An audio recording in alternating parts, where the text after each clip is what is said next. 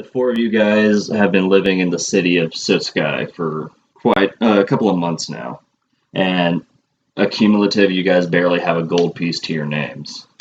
Until a messenger from the Baron of Sutsukai City, his name is Balzac Hammerhand. He hires the four of you for a specific quest, stating that there's crazy stuff going on in his mines, and his miners refuse to work or they divulge into madness blubbering. And so essentially he's hiring you guys, just go in there. You can take as many gems that have been laid about at you will. Just go in there, see what the hell is going on with, like, what's scaring away all my men. Okay. And in an act of good faith, especially because of how desperate he is for, not wanting to lose a good portion of his income is these gem mines. He gave each of you 4 healing potions. Okay. Not only did he give you the healing potions in dire hopes that you guys don't die in this endeavor, fed you all a great and hearty meal in his house and gave you guys bed and board to stay, so you're well rested for the quest. He points out which of these mines of his innumerable, at least like 3 dozen other mines that seems to be causing him trouble. We're going to one of many, but it's this one in particular that he doesn't want to lose. Okay. And so you guys traveled out. It was not even like an hour outside of the city, and you make it through the lowlander cliffs, and you find the mine in question. So if you want to line them up all at the mine entrance. And whenever you're ready, you can roll for initiative for all 4 of them. All right. Misty. 10. Falcon. 6. Leader's not wanting to go very fast, is she? Nope. She's going to stand there in everybody's way. Jillian is 22. And Marin. That's a 16. All right. And first up is Jillian. Okay. Jillian's going to hold her action because there's no way she's going to run in there first. Is there a door? No, it's just you're already in the mouth of the main mine. Okay, so we've walked past mine entrance. Yes. And we're just looking down a tunnel. Right. Okay, yeah. Holding action. All right, and what's your trigger and what's your held action? She is going to wait until somebody else tells her what's in there. All right. Fair enough. And she's going to have a hand axe at the ready. All right. Is that all Jillian's going to be doing? That is all Jillian is going to be doing. All right. Next up is Mayren. All right. Well, Jillian did not have dark vision, but Mayren does. She's going to go ahead and just look down the corridor and try and see if I can see more than Jillian, who seems kind of terrified. All right. Give me a perception check. Okay. 10. You peer down the corridor, and even with your dark vision, you notice that there are some openings kind of off to the side the further down it goes. You don't really hear much. You can hear dust kind of descending from the ceiling, the creak of the old wooden supports that have been used to create the mine itself. Nothing really stands out to you. Okay. Well, she's going to report to at least Jillian, who didn't move, and anyone else who's listening. I don't see much down there, except for a few entrances. I guess I should be whispering. Is it dangerous in here? Will it collapse? Like an avalanche? She was raised in a forest. This whole cave type. Drew to the forest, not Drew to the cave. Yeah. This is not, like, nature's cool and all, but this isn't really her thing. So, okay. Is that Mayren's turn? Yes, that's Mayren's turn. Actually, she'll go ahead and walk forward.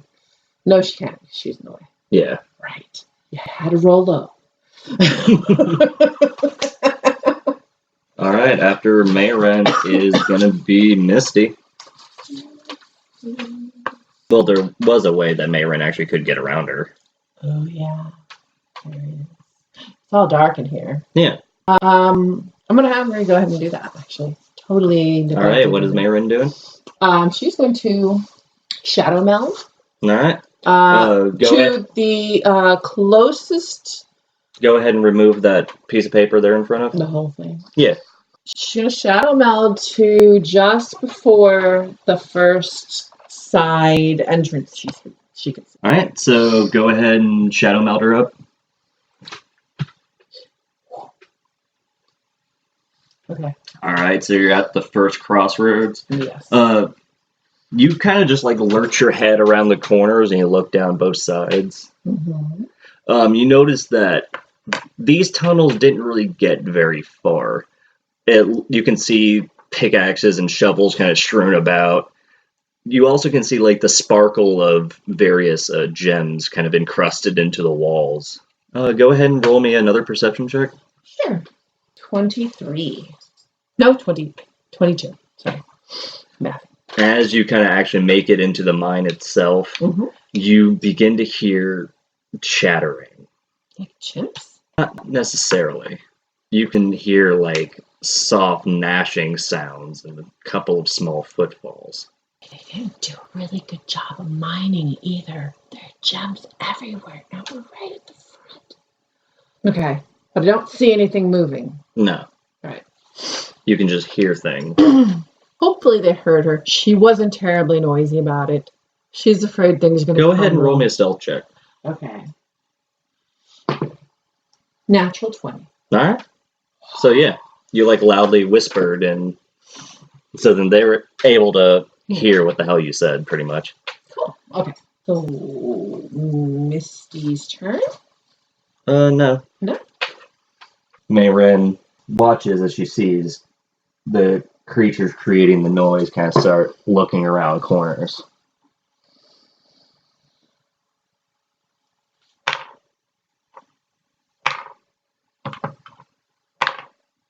They're all dumb. So now it's Misty's turn. Did she see them? Mayren sees them. She saw them. Will she have an opportunity to just kind of... She cannot. She's already had her turn. Okay. Action. She cannot. That was a last minute saw. Okay. So, clueless Misty. I didn't roll higher than a fucking 3 on 3 perception checks. Are you kidding me? You were rolling a 20, right? Yes. Oh, wow. It was literally 2, 3, 2. This is the first time I'm using this set of dice. I already don't like them. You should have taken them to dinner first. Yeah, because they're already fucking me. No, then they should have taken you to dinner. All right. So anyway. Yes. Misty? Misty. All right. So she heard the whole, they didn't do very good mining. It's all still a bunch of gems up front. And she's like... I'm pretty sure she started running forward as soon as she heard the word gems. Followed by everywhere. All kinds of gems up front? Oh, it sounds great. Oh my God. She's just gonna, she can also shadow meld, and she's going to. Remember, you have limited uses of those. Oh. But I mean, that's the only way you can kind of get past because of how narrow it is. Yes. What can she see from way back here? Give me a perception check. Okay. Natural 20. What? You want my dice? I mean, I don't want yours.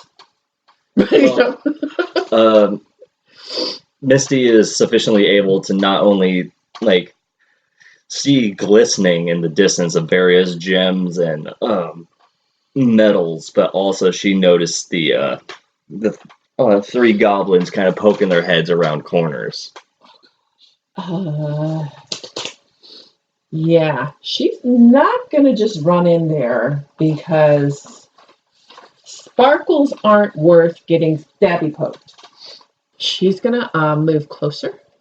All right. but not shadow meld. So she's going to be right on the tail of Falcon. All right. And hold her action that if anything becomes hostile, she will throw her dagger. It is Falcon. She can finally do something.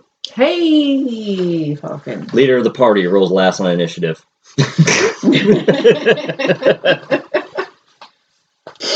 Like after the 1,000-yard stare she apparently was doing while everybody else was deciding, So she doesn't know. Falcon does not know that there are 3 little creatures farther in the cave. She is going to look into the cave before walking in. All she can see right now is the back of Mayrin. Yes. Oh my gosh, I can't believe we got another 20. For real. Yes, please, get those 20s down early. Okay. She is perceiving. Yeah, so she sees everything. Everything. Also, she dope slaps Misty for not telling her. Oh, by the way, it's good to mention there's fucking goblins down there. Right? So you see you're holding your dagger and you're holding your axe. Guys, moved up to the right behind Marin, and I'll whisper down in front, unless you want an axe in the back of your head. I don't know if she can't do that yet, though, can she? What? She can't actually duck yet till her turn, right? Right. Okay. Why does she have to be taller than me? Why does she have to be taller than me? It would take up your main action, but you can shove her down one of the corridors. I can't see what's in those corridors. Right. Okay. I can actually shove her. Yeah. Or just move her. All right. She's moved once, 5 feet so far. Yeah. So Falcon really wants to throw an axe. I mean, you can attempt to lob it over Mayren. You'd just be attacking at disadvantage.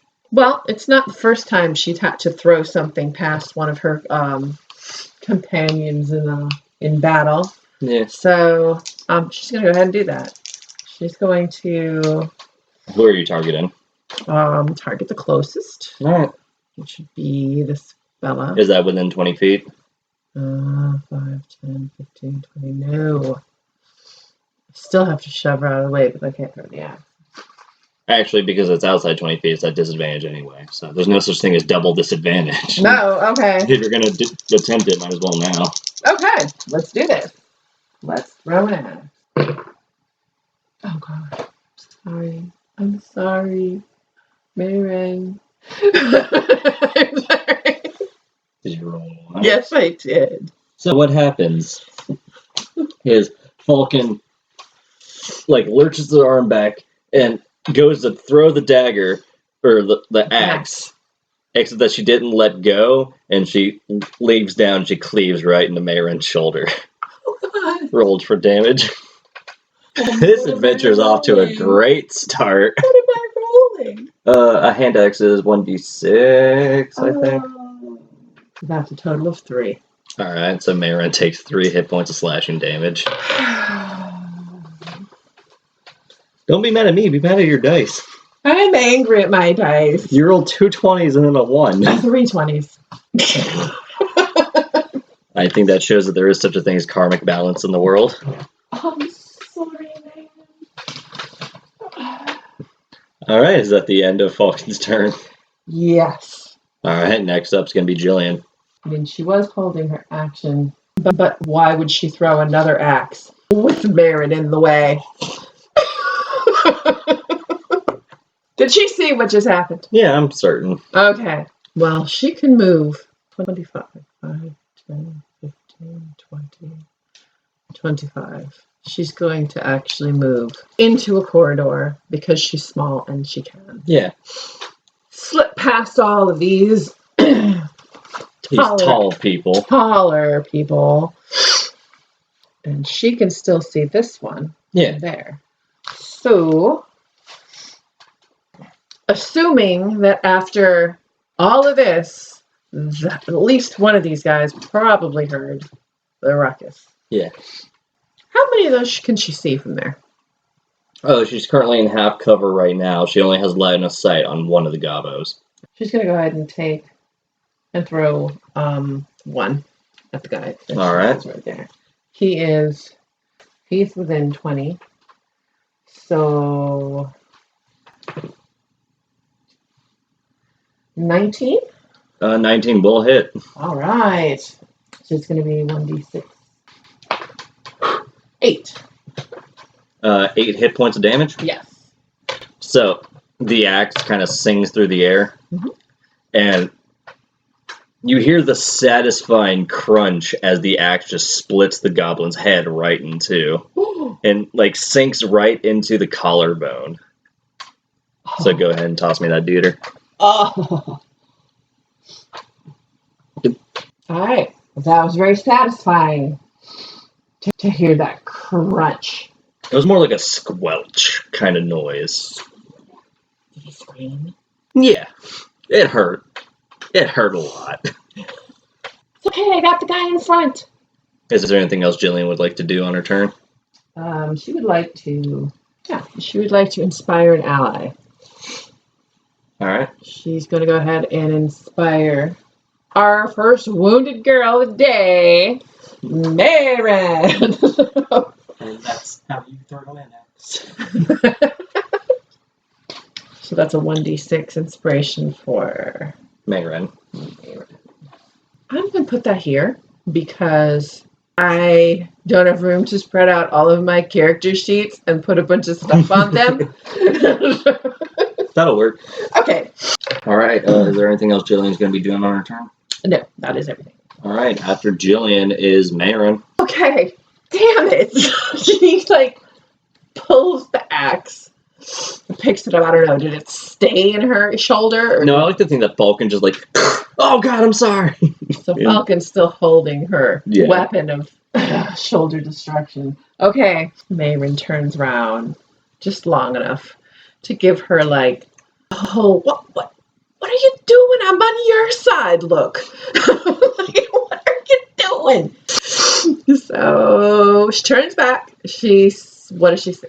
Well, she sees that there's 2 more gobos further down the corridors. Okay, that's all she sees. Oh, and she saw Jillian just fucking like decimate one dude. Okay. That was inspiring in itself. So she feels a little bit more encouraged after an axe to the shoulder. And with her spear, and basically charge at this one. All right. She feels both angry, just confused, she hurts, she sees this little girl that looks like a child basically just annihilate the first guy, and I can do this. And she just hauls butt down here with her spear, and 14? 14 does not hit. Ah! Okay. And she misses with a gigantically long weapon. Is there anything else Maren's going to be doing on her turn? That's it for now. All right. Would she be able to duck? Yeah. Okay. She's going to. Well, you're not prone. No, but she's gonna duck because she doesn't want to get hit in the shoulder again. Okay. Maybe like a ninja pose. Yeah.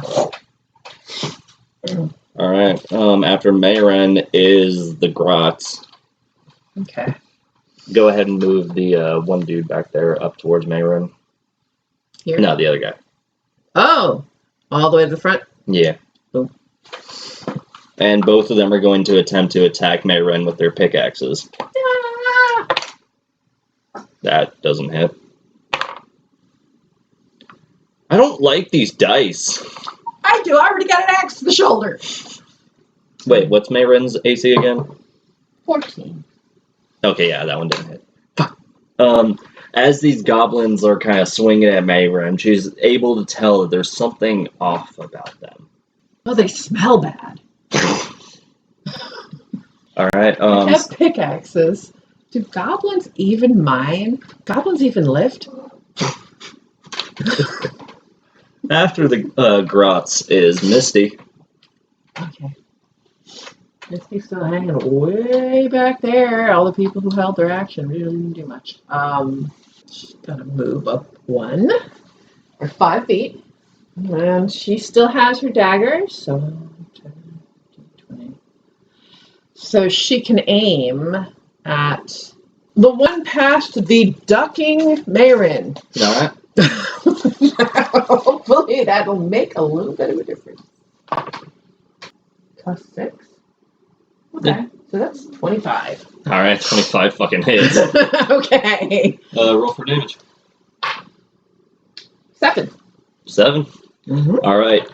So, the dagger sings, flipping through the air, and gets the goblin directly in front of Mayrin, right in the eye, and it screams in agony as it keels over. Alright, so it tells me that guy. Oh, he's gone. Anything else Misty's gonna do on her turn? No. That's all she's going to do right now. Alright, so after Misty is Falcon. Falcon's going to go ahead and just move on forward. She's going to throw her axe. This last. Remember what happened last time she tried this? She's ducking this time. She's ducking. And it's not disadvantage. The other one wasn't a 1. It wasn't a double 1. Oh, gosh. Okay. 7, maybe. It looked like a 1 for a second. Made your heart skip a beat. 12. The 12 does not hit. Okay. You hear the hand axe just kind of clank against the stone wall behind the goblin. I gotta sharpen that.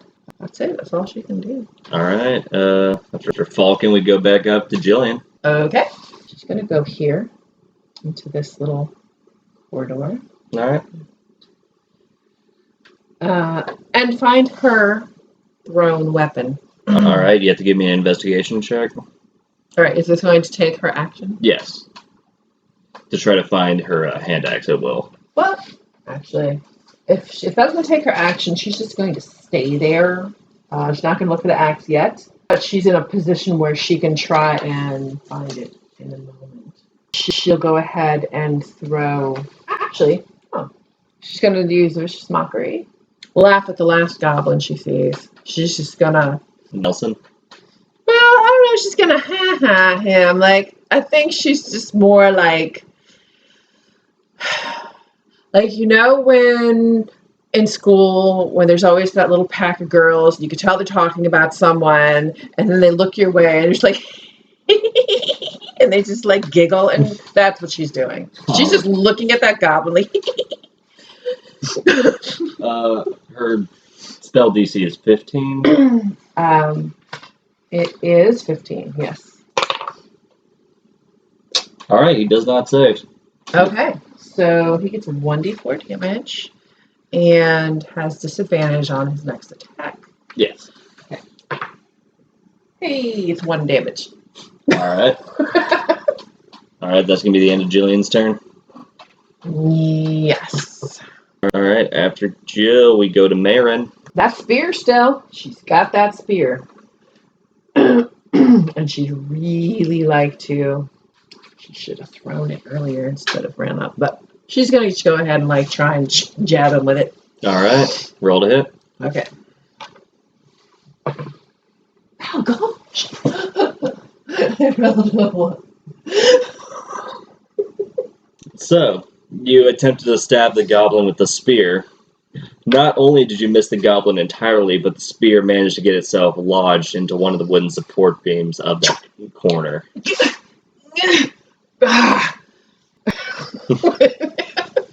Anything else she's going to do on her turn? That's all Mayron's going to do. So you said who was next? After Mayren, it is the Gobbo. Oh. And he's going to attempt to attack Mayren with his pickaxe.